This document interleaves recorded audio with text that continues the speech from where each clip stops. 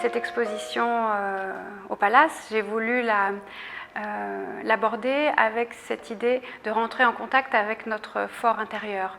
Et mon fort intérieur, en tant qu'artiste, il est lié, il est égrené de liberté. Et en tant que coloriste, il est relié aussi aux couleurs que je vois, qui résonnent en moi tous les jours, qui sont celles du ciel. Le ciel a quelque chose d'universel, qu'on soit en Europe, en Inde, en Amérique, partout sur le globe, on a le même ciel. Il appartient à tous, il est gratuit, il est là pour nous, il nous unit.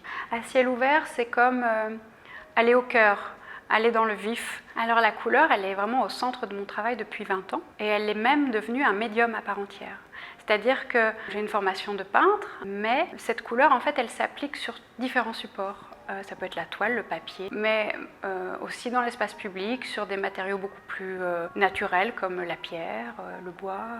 Oui, j'ai un rapport assez sensitif et corporel avec la couleur. C'est pas juste l'appliquer sur un support, c'est lui donner un corps, c'est la façonner. En fait, la couleur, c'est vraiment un vecteur dans mon travail et par le biais de la couleur, je vais m'évader, mais je vais aussi essayer de questionner notre rapport à la crise environnementale. Par exemple, souvent, ça fait écho en moi parce que j'essaye aussi, moi, dans ma pratique, d'être cohérente avec notre implication par rapport à la planète. Donc oui, trouver un juste accord entre les intentions, le langage et la mise en œuvre. Pour cibler, mais c'est pas un travail qui est politique, c'est un travail empreint de légèreté. C'est essayer d'utiliser les codes et les couleurs et les formes environnantes pour faire réfléchir, mais gentiment, j'ai envie de dire, ou délicatement, ou avec poésie, oui. Il y a un côté enchanteur un petit peu.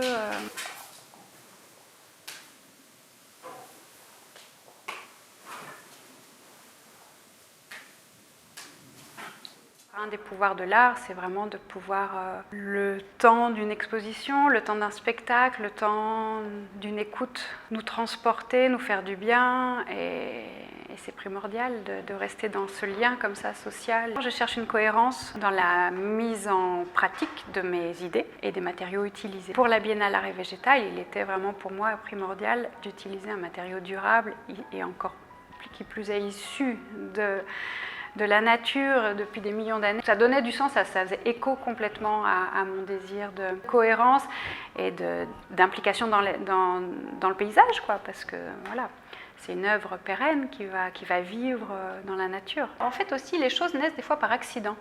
C'est-à-dire que la technique, elle est au service d'une idée, mais parfois, il peut se passer quelque chose et c'est en fin de compte la technique qui va faire transparaître une cohérence, une idée. Par exemple, les eaux dormantes. J'ai ramené ce papier du Japon, c'est un papier kozo, donc c'est un papier à base de papier de riz et de mûrier.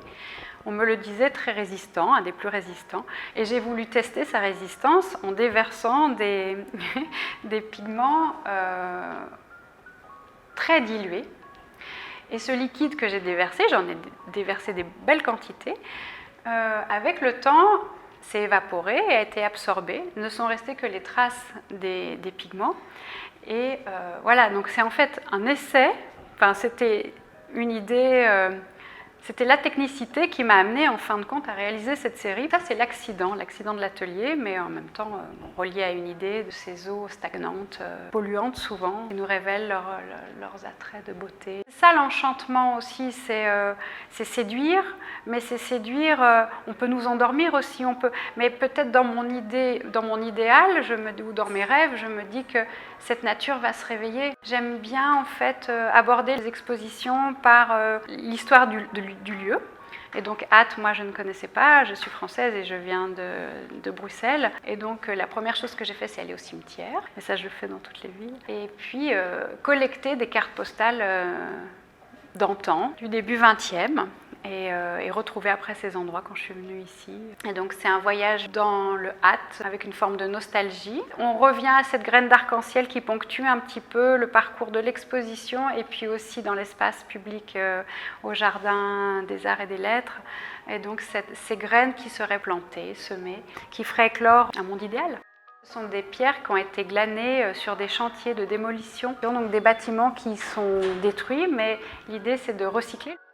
Ces graines, ce sont des c'est des résidus de pierre, de béton, d'isolant, mais que je transforme en graines d'arc-en-ciel pour essayer de redonner vie à l'histoire qui est détruite, quoi. Ou une autre histoire, en tout cas, va naître. Ah, c'est vrai que toutes mes interventions dans l'espace public, elles ont attrait à la couleur. C'est primordial. Alors là, la chance pour la ville d'Ath, c'est que c'est un écrin de verdure dans lequel vont être déposés les monolithes. C'est une volonté vraiment d'utiliser la couleur dans l'espace public, parce que dans l'espace public, il y a des couleurs qui n'existe pas, le rose par exemple. Donc là, au pied d'un arbre, il y aura une histoire qui pourra se raconter, qui pourra se vivre aussi. C'est des œuvres qui à la fois sont là pour être contemplées, mais c'est aussi des supports à la contemplation, parce qu'on pourra aussi s'asseoir dessus. C'est une invitation à passer un moment.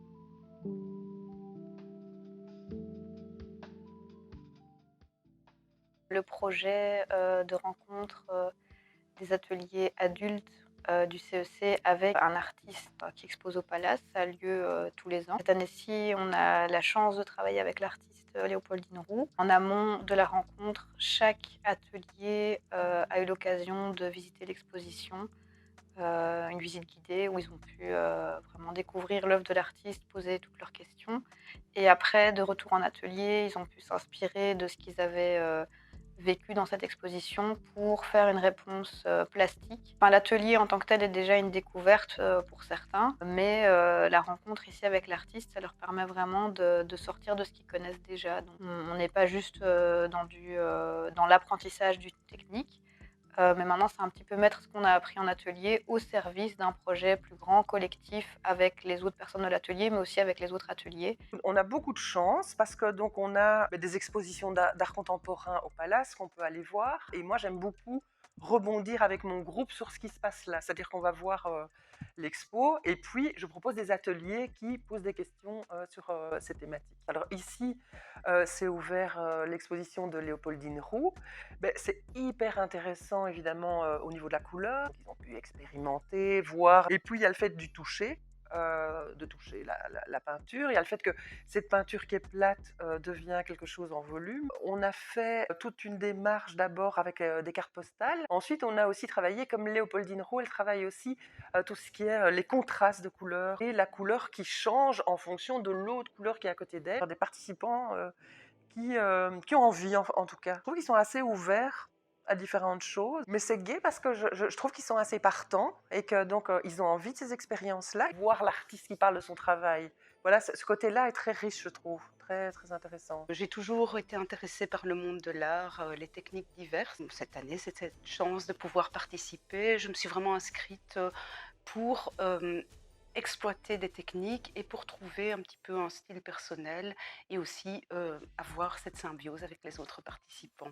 Ce que nous avons fait donc aujourd'hui avec tous les participants, en collaboration donc avec une artiste dont nous sommes allés voir l'exposition, c'était vraiment très intéressant car cela nous plonge dans un univers particulier propre à l'artiste.